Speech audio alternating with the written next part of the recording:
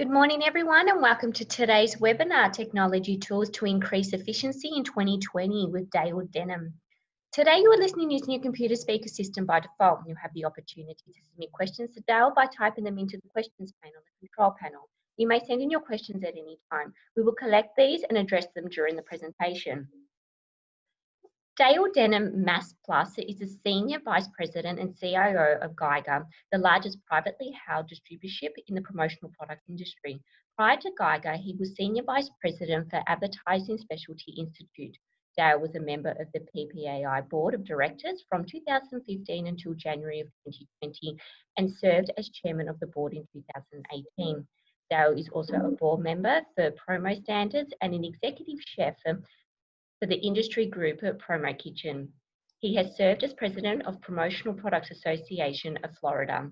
Dale was named to the 2021 Constellation Research Business Transformation 150 for his continuous success in leading digital transformation efforts with significant business outcomes and was named one of Computerworld's premier 100 IT leaders. I will now hand this over to Dale. All right, thank you, and greetings from the other side. I'm sitting in my home in Florida, where it's almost as hot here as it is there. Plenty of humidity, so I feel akin to you, although it's probably hotter right now. But I've been over there a few times. I would love to make a trip back there in person someday and do an event there in person.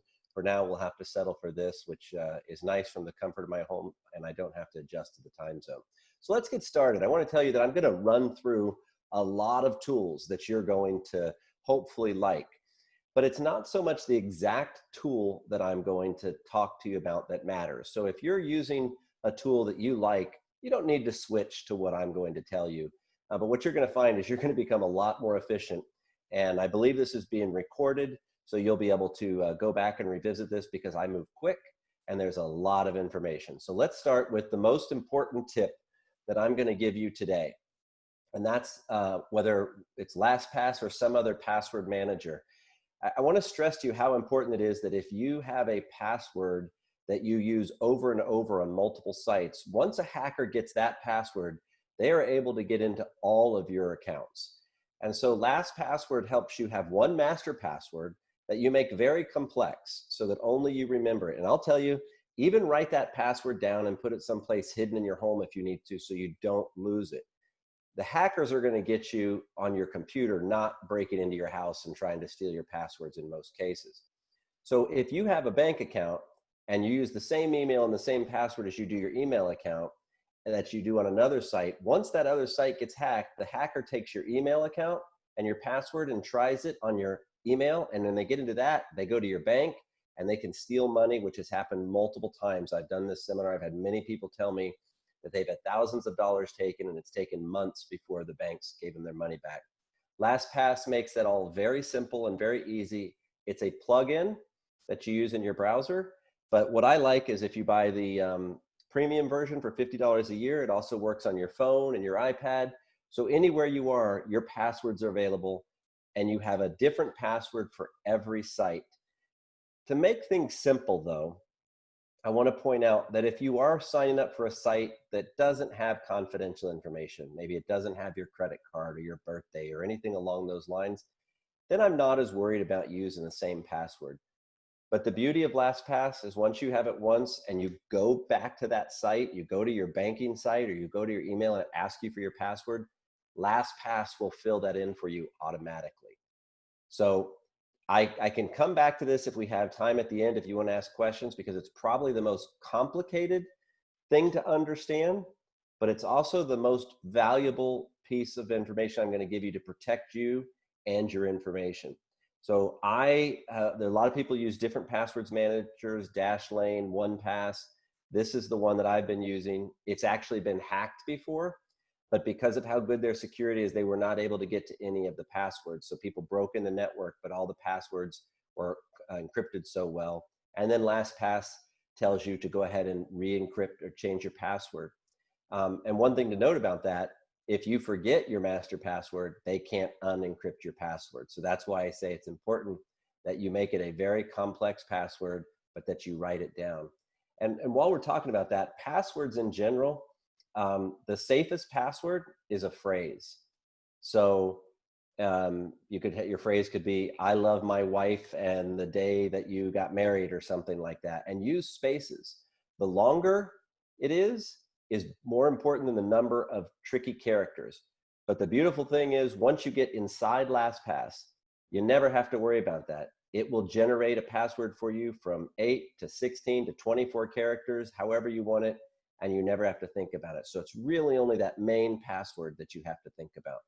So if you have any questions on that, throw that in the chat, and I'll try to answer your questions. I'm going to stay a little bit on passwords when I go on to the next slide, which is, many of you probably use Chrome or Safari, and it automatically saves your passwords right in your browser.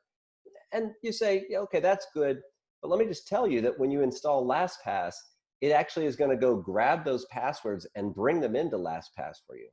And the reason I bring that up is because if LastPass can grab your passwords, so can any hacker who gets into your computer.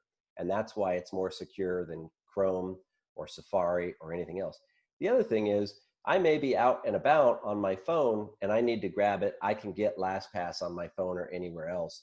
And the auto-generate tool that generates those passwords for you and the ability to look them up is so much easier and better than what's in Chrome or any of the browsers that you're using. Now, I happen to like Chrome, and most of what I'm going to talk about today is going to be tied to Chrome for the first few minutes of this session. And a lot of it's going to be about extensions in Chrome. And if you just go to chrome.google.com, you will find an option to go download any of these extensions. But one of the things I like about Chrome is I can log into Chrome with my Gmail account, and when I go to another computer, I can still log into Chrome and have all my bookmarks and everything available to me. I can also have my wife's login so she can go use my computer and have all her bookmarks available to her. So Chrome is very powerful. If you're not using those shared settings, if you're not logging into Chrome, you're missing an opportunity. And one of the reasons I like to use Chrome is, if you look at the screenshot from back in September of last year, 70% of the internet uses Chrome, of internet users use Chrome, which means every firm that develops websites develops them with Chrome in mind, not with Safari, not with Firefox, not with Internet Explorer or Edge, but with Chrome. So the majority of user issues will occur on anything the lower it is down on that list.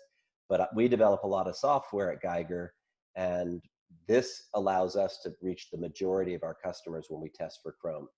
So as I'm about to get into these extensions, and I think you're going to love some of these extensions, including LastPass, which is available as an extension, just remember you can go to chrome.google.com and you can search for these extensions by clicking the Extensions tab.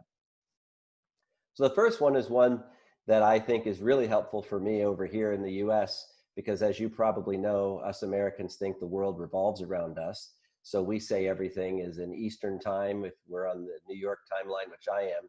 So I went on Monday this week and said, well, what time is it in Melbourne when I don't remember, it was 2:51 here in Tampa, Florida.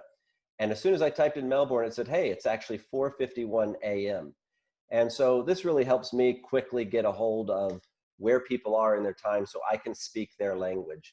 And as Ida will tell you, we had a little trouble in the beginning because I didn't have this tool available to me just in terms of understanding the time zones. This is a really helpful tool for you to use. It's called Savvy Time. So you just go there and you type this in. It's free. They do have an extension, so you can plug it right into your browser if you'd like to. I really like this tool because in the US, we have the 3 time zones, and I have colleagues in every one of those time zones, and I can type in their city and figure out exactly what time zone they're in so I can speak their language. Another tool that I really use and love is a product is an ad blocker. And this is an extension, and the one that I like, and there's a lot of them, so you don't have to switch if you have a different one. It's called uBlock Origin. Now, I'm one that I don't mind a few ads on my websites that I'm visiting because they've got to make money if I'm reading their content. But they've become so obtrusive that they slow down the browsing experience and they make it difficult to enjoy the page. So I do use ad blockers, and this is the one that I recommend. If you don't use an ad blocker today, I encourage you to go to the Chrome store and pick up uBlock Origin or another ad blocker to make your web browsing even better. Now, this next tool I'm about to show you takes that to a whole different level. I like to read a lot online. And as you see over here on the right-hand side of my screen, there's a bunch of content over here and a little bit of content over here. But what I really want to see is this content. And so there's an extension called Just Read. And it gets rid of all the other junk and just brings the text, and you can read it like a book. And you can see that this cuts off at the word bridge, but this is able to keep going past that word and get me all down because the word bridge stops right here. And so you get a lot more content on the screen for you to be able to read. And it just strips out all that noise for you to enjoy and get to the heart of what you want to do. Now, like I said, I read a lot online, and I don't know about you, but I find some content that I want to remember, and I want to remember it for a long time, or I want to revisit it next week. So, there's bookmarks, there's emailing it to yourself, all of those things. I don't use any of those anymore. I use a tool called Pocket. And this, again, is an extension, but it's also a website. And this is also free. The ones I've been talking about so far, other than LastPass, these are all free. So if you go to getpocket.com, once you log in, you'll get an extension. And when you click that extension on any article or any site, it creates it in your Pocket list, which is what I'm showing over here. And so the last 3 articles I saved were these 3 down here. And I can go in and search these articles, search by when I added them. I can add highlights, I can tag them. This is a really powerful tool if you're like me and you like to go back and revisit some of your favorite and best articles. I read so much that I never remember what I looked at that day if I don't put it in here when I want something. And I write a couple of articles from time to time, and I like to go back and reference these and give people credit for good things. So Get Pocket is a really great and simple way to access those articles. Again, I can go on my phone and access the articles and read them later, or I can do it from my PC or my iPad.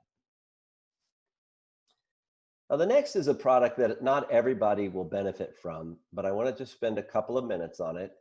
If you've heard the term OCR and you know that it stands for optical character recognition, it just means that sometimes text is in an image format. And you really want to turn it into text because maybe you want to copy and paste it, but you can't because it's really just a picture. And the way you get around that is to scan that. And so an example, in my neighborhood, we have bylaws, and they are stored in a PDF, but not a editable PDF. It's really just an image PDF. So I uploaded the, 50, 60 pages to OCR.space, right here where it says upload file. And 2 minutes later, it gave me back all of that in searchable text. So I could search through our documents about our neighborhood and find certain keywords, and it's free. And so if you have a big file, you would go to OCR.space, upload it, and you download it. Now, one thing, because it's free, I don't know that I would put any private confidential information up there. They say they don't store it, and I tend to believe them, but I still am cautious. So I wouldn't put any private contracts or personal finance type of information up there. But the next shot just below that is sometimes you get something on the screen that, again, you can't highlight or copy and paste. So there's this thing called Copyfish, which is an extension. And you can just highlight what you want, which is what happened here. You highlight here, and it turns it into text. So you could just copy that address without having to retype it. And that can be really helpful on some long documents that show up on your screen. So both OCR.space or that Copyfish extension are going to help you turn text that's in the form of an image into text that you can use. Now, speaking of text, here's a tool that with PDFs that are text-based, where you can highlight the text. This is really cool. So I can highlight something within a PDF, and I can drag it over here, or I can make some comment over here. And it's a great way to work with a PDF. This requires a little bit of playing around with, but if you do a lot of work with PDFs and you want to make comments on them and grab and copy and paste things over there, this is free, and I find it much easier to use than the Adobe version. And also Adobe is very expensive, where this offers a free version for you. So take a look at that. Now, this next tool is something that I'm not 100% sure works in Australia, but I know it works in the United States. And again, I don't know if you have QuickBooks Pro, but if Mile IQ is available in Australia, I highly recommend it if you do driving. Now, maybe you guys don't have what we have, which is if I drive on a business trip, I can write that off on my taxes. So in the United States, that's important for us when we're driving to visit clients or taking business trips. And at the end of the drive, you just swipe to the right if it's a business trip, and you swipe to the left if it's not, and we're able to have that information available to what we have as the IRS here. But for you, it may just be personal tracking, or it may be for financial purposes. And if you do have QuickBooks Pro, which I don't think is popular over in Australia, if I remember right, but if there is a version over there, this does come with mile tracking, and your software may have the same. I did look up several things before this webinar today, but I forgot to check this one, and I took out the ones that did not apply for sure to Australia. So this is a great tool for you if you're visiting clients to track that. Now here's one of my favorite tools when I'm trying to book a meeting with more than 2 people. It is such a pain to try to get 3 people or more to agree on a day or time. So there's this product called doodle.com, and you go out there and you type in the days and times of meetings that you think would be good, that you're available, and then you send that to the 2 or 20 other people, and you say, pick your times. And at the end, it'll come back and say, this is the best date where most of the people can meet, or all the people can meet, and boom, voila, you have your meeting available on, in this case, Tuesday, October 30th at 2 p.m. or 3:30 p.m. And again, a free tool, and it makes things much faster. They do have an upgraded version, as many of these do, which give you more power, but really helpful if you're trying to book a meeting with more than 2 people. Now we're going to get into something that hopefully most of you are using, but you may not be using it fully the way you should. So right now, if my computer were to blow up and this meeting ended, I could get back on this Zoom meeting on my phone, open my presentation in OneDrive, the same exact presentation, and finish this presentation from my phone or from my iPad.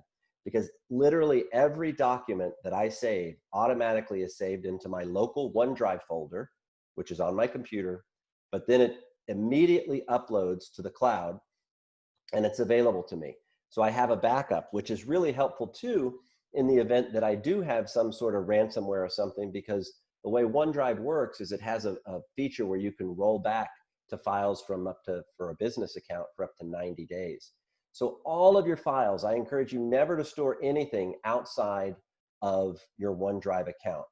It has 1 terabyte of information that you get, and we'll talk about that and the price of it a little bit later. And one of the things that I use is I have 4 children. The ages 17, 15, and I have twin 11-year-old girls. We take a lot of photos, but every photo that I take automatically uploads into my OneDrive account. So if I lose my phone or delete those pictures, they're still available to me in OneDrive. Now I will say sometimes if I take a picture and I want to delete it, I do have to delete it in 2 places. Not a huge issue considering how much convenience it involves me not having to go through here and find a picture that I want. So it's a setting in OneDrive you just turn on. So if you're using OneDrive or Dropbox, they both have that auto upload setting, and I encourage you to turn that on. But one of the other really powerful things is if I wanted to share this presentation with any of you at the end of the meeting, I could just go in and click the word share within the File Explorer, and then it would create a link where you could download that file quickly. And again, Dropbox offers this, as does OneDrive. So you can go either way with that. Now, when I look at OneDrive, I'm often comparing it to Dropbox because Dropbox was so widely known. But Dropbox only gives you 2 gigabytes free, and then they charge you $100 a year for 1 terabyte of information. OneDrive, which is a Microsoft product, gives you 5 gigabytes free, so you don't have to buy anything. But if you buy Office 365, which by the way, for a home user is $99 a year, you get the terabyte free.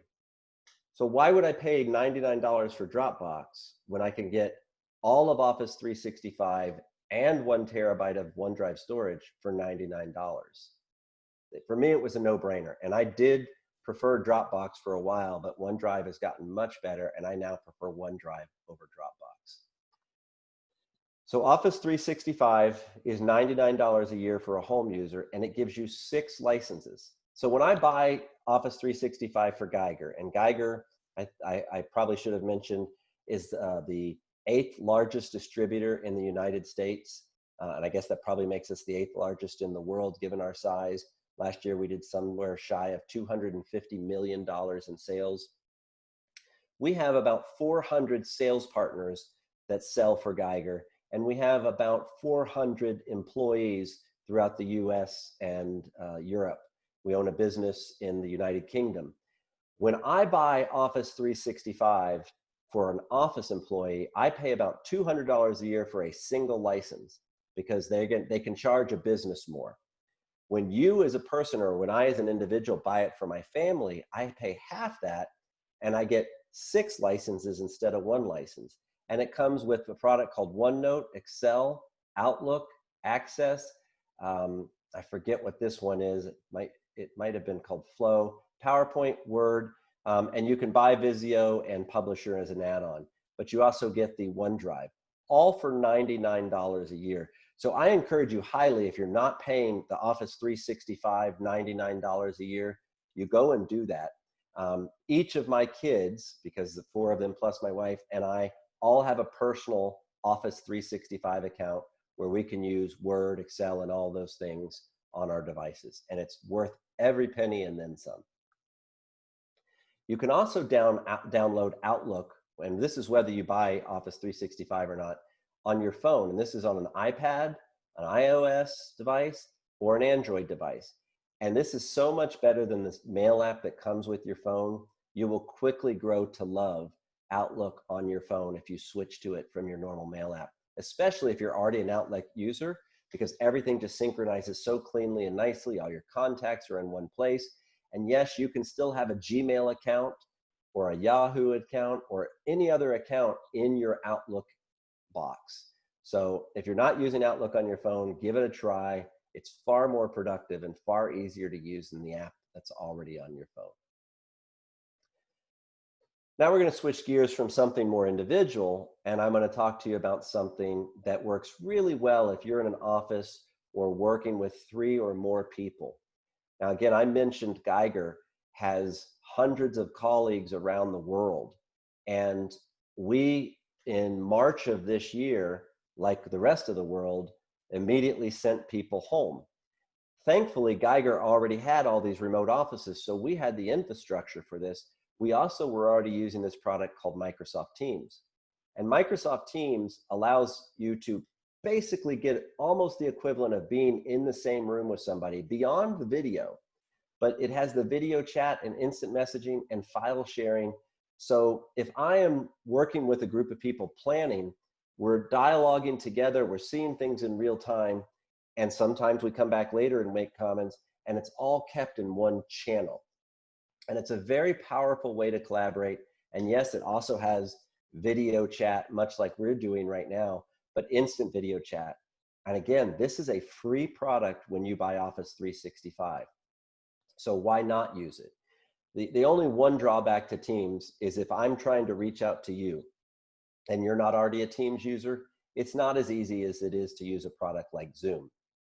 So here you guys are on Zoom, it's really quick and easy.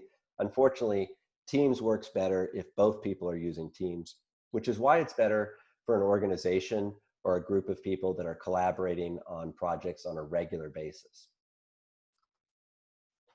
Another product that comes with Office 365, but you can download for free, is a product called OneNote.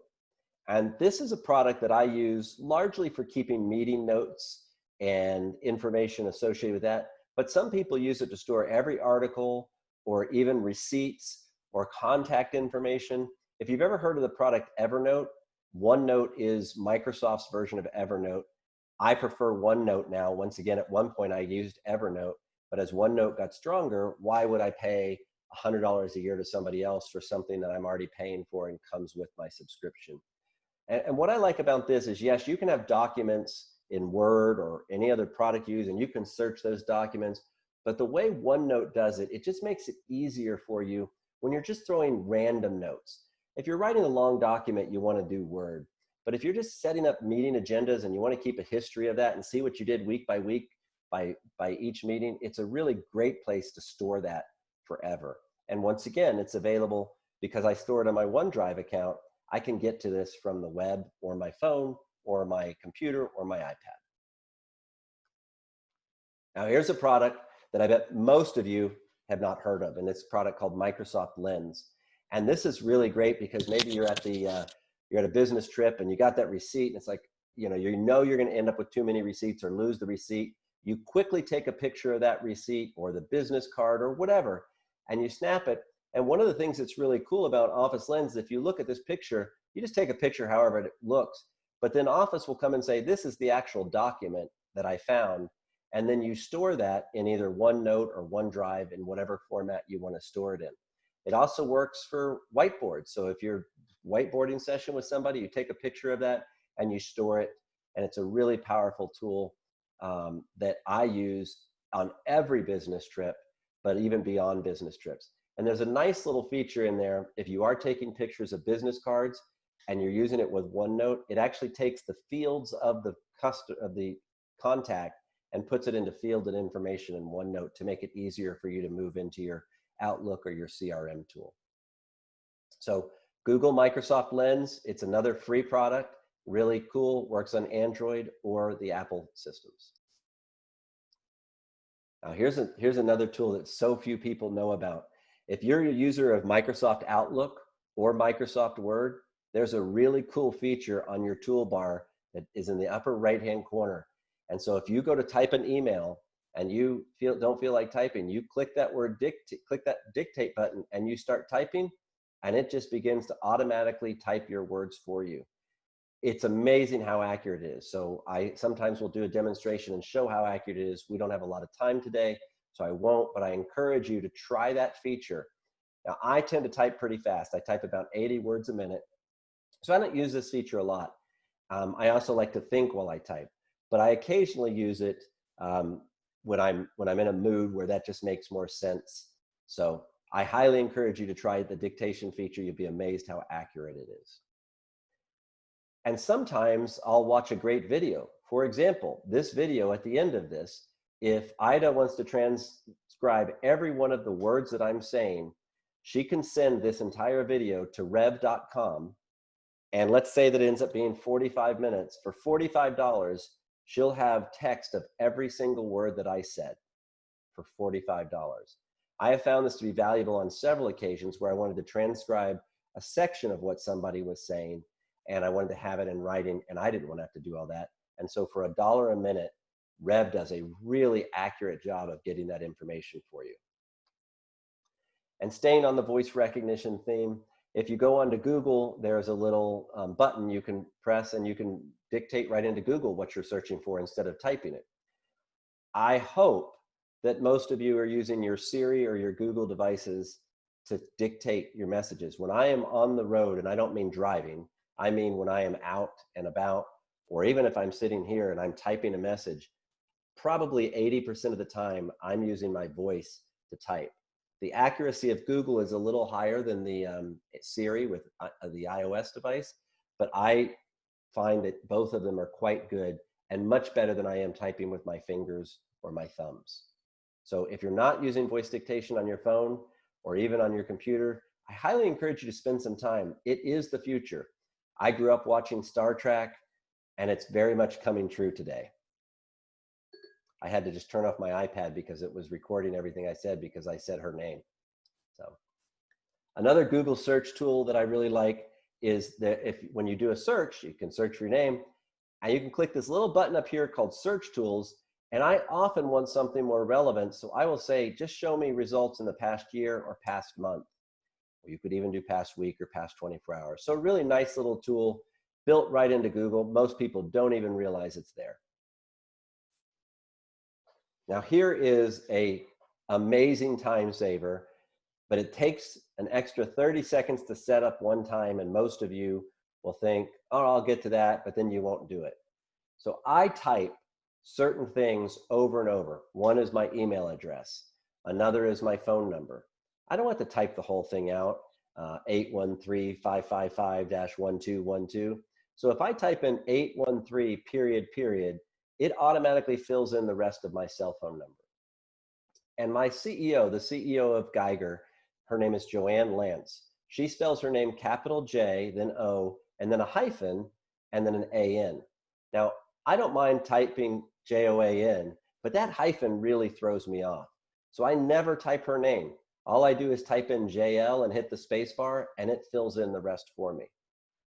Words like corporate programs, I get tired of typing. So I just type in a capital C and a capital P and hit the space bar, and it takes care of it.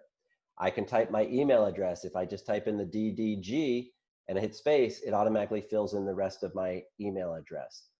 Very easy to do. The information is over here. Just go into Microsoft Office, click File, click Options, click Proofing, and click AutoCorrect Options. That'll take you to this screen. You say what the shortcut is that you want to use. In my case, I said JL, and then you type in exactly how you want it to be, capital J-O-A-N, and then you hit OK. And the next time you type in JL in your email, if you're using Microsoft Outlook, or in any Microsoft tool, except I don't believe most of Excel works, but Word and the others, then it will automatically replace that for you. And again, that goes for anything. The one thing it doesn't do is paragraphs, but it will do a whole sentence for you. Another really powerful time saver is turning off those email notifications. You see it happen all the time. You hear it ding, ding, ding, and you see this message come up, and you're trying to work on something, but then something grabs your attention because it comes up there, and you immediately go check your email. It's one of the worst wasters of time and energy, killing your focus. Turn those off. So you just go into your settings, and you find System, or you can even just search for notifications, and it'll take you right in here, and then go turn those notifications off for email. You will be amazed after a week or two how much more focused you are, and you can go check email as often as you wish, but you really shouldn't be checking email every time an email message comes in. If I'm really being good, I'll shut my email for a couple hours, work, and then go in and check it. But that's hard, as we all know, because a lot of people are looking for quick responses. But still, to do it immediately is too much. And half the emails we get don't need immediate attention, probably 90% of them. So think about that. 9 out of 10 times we're wasting time and our energy by looking at that notification. The next one I'm going to mention just really briefly is if you ever have to draw some sort of chart or diagram, there's a nice tool for free for a couple of free charts. It's called Lucidchart. They also have a paid plan as well, but it's just a really great way to draw charts like this and Visio diagrams, and it's all on the web. Not a lot of people need that, but if you do need it, I like to share that one. And this is one of my favorite tools and how I create a lot of the graphics that I use in here. And it's a product called Snagit. Now in our industry, you may be an Adobe Illustrator expert or a Corel Draw expert, or you may just be pretty good at them. You don't need to have another tool like Snagit, except that this is so easy and so powerful that you'll find yourself using it for the really simple things. So for example, I use Snagit all the time to grab a screenshot, and then I just quickly crop it or add some arrows or take out a color. And you can do all that in Snagit. It's very inexpensive. I think it's $50 a year. It might be $80 a year now. And it just makes it easier. And it has video capture features as well. And you can get Snagit from techsmith.com. Really, really awesome tool. I could probably spend 20 minutes showing you all the different things that I use it for. But just again, think about it like a really scaled down Corel Draw or even a really scaled down Adobe Illustrator. But that makes it easy for people like me who aren't into graphics and maybe we're more into the other side of the technology. I don't have to tell anybody about Zoom anymore, but when I used to do this webinar, and I leave it up here, Zoom is very powerful for video conferencing. It's not necessarily widely accepted in all corporations, but of corporations in our industry size, Zoom is the most popular, and every client can access it. So I still recommend Zoom over most of the other tools for the video conferencing. Now, speaking of videos, this next tool is another really cool tool that very few people use. And this is a tool called Loom, Loom.com. And you see this picture over here. It's got a woman's face, and then it's got screen in the background. So think about it like this. You could have a presentation on your screen and walking through, and your picture showing up there. So almost like I'm doing this live with you, or if you're watching this on YouTube later, but you're sending this as a link to your client, and it's all done within Loom, no special software, very simple, and it works right out of your browser. And again, Loom has a free plan that lets you do several videos and save them for free, or you can pay a little bit more and have more than the few videos that are free. Really cool way to interact with clients and keep in touch with them, show them a new product. If it's got a 3D option, maybe you show that as well. And it's just a nice, simple way to get your face in front of them while also talking about either your website or a product.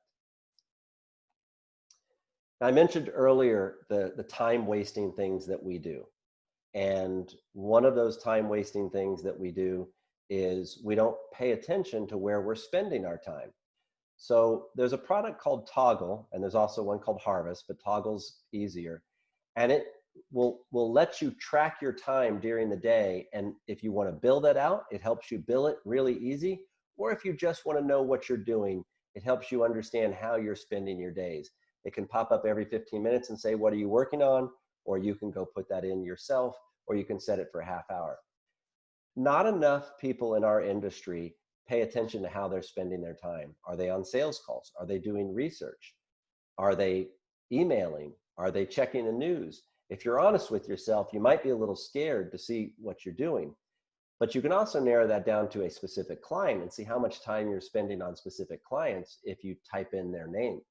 And then you can say, wow, I spent 10 hours working on this project, but I only made a couple $100. Was it worth it? So I like Toggle for that. It's a very powerful and inexpensive tool. I highly recommend.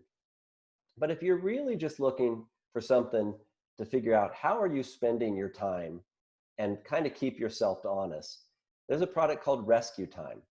And this gives you a couple of options. You can actually force yourself not to be able to go into news and certain sites during certain times of the day, or it'll just track it for you automatically and say, on the web, this is how you spent time. Or again, like Toggle, you can tell it what you were doing.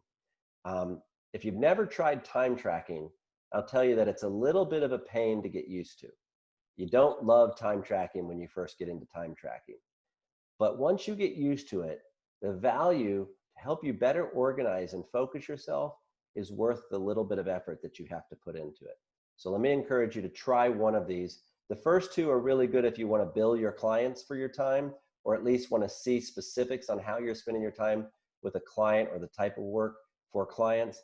The other two are better if you're trying to keep yourself focused and you just want to say, how much time am I spending browsing Facebook or watching US politics and the craziness that happens in the United States every day right now?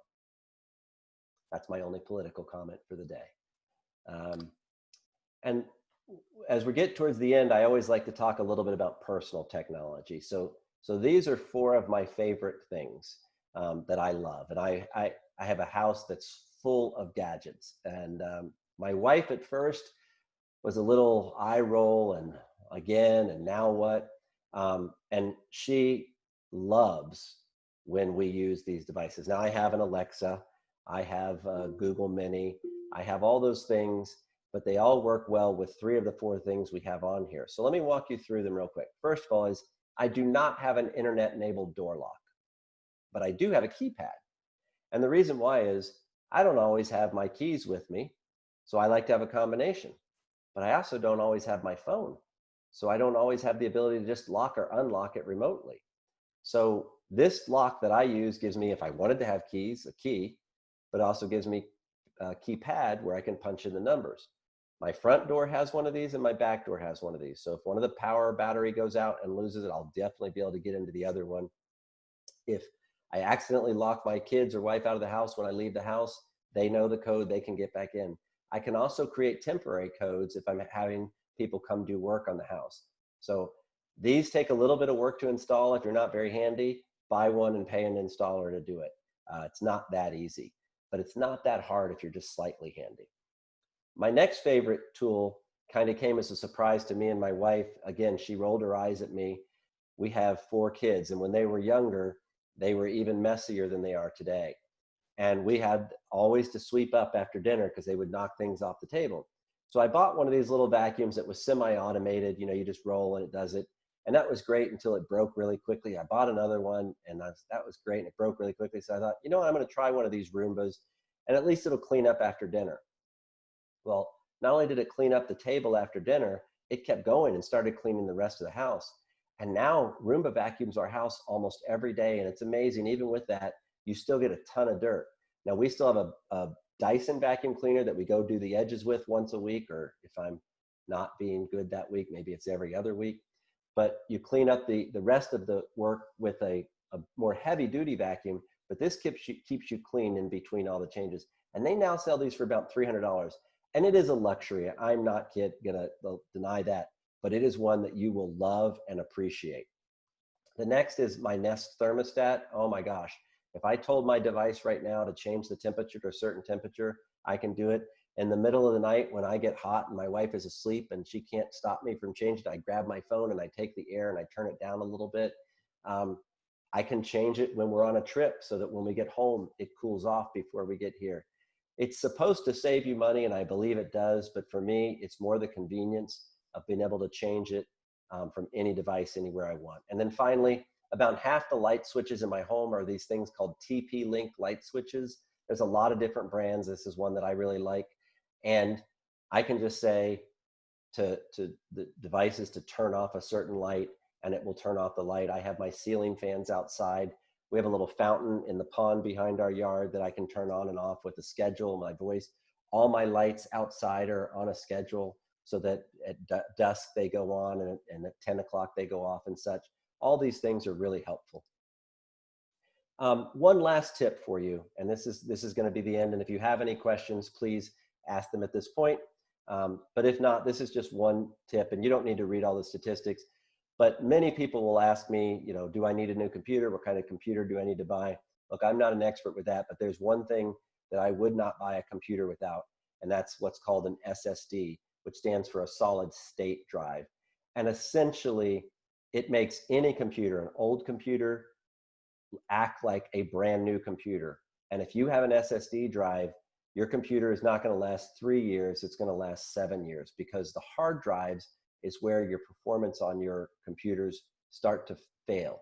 So if you buy a new computer, make sure it has an SSD drive in it. It's not that much more expensive than the hard drives, and the performance is significantly better.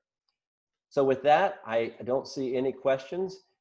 You can reach me by finding me on Twitter at Dale Denham, or you can grab these and other slides and presentations that I do at slideshare.net/therealdaledenham.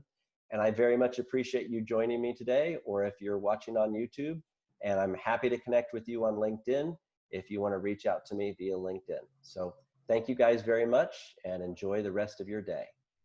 Oh, there's okay in a comment. So thank you, Diane. I appreciate that, Diana. Have a good day. Thank you, Dale. That was a really interesting presentation.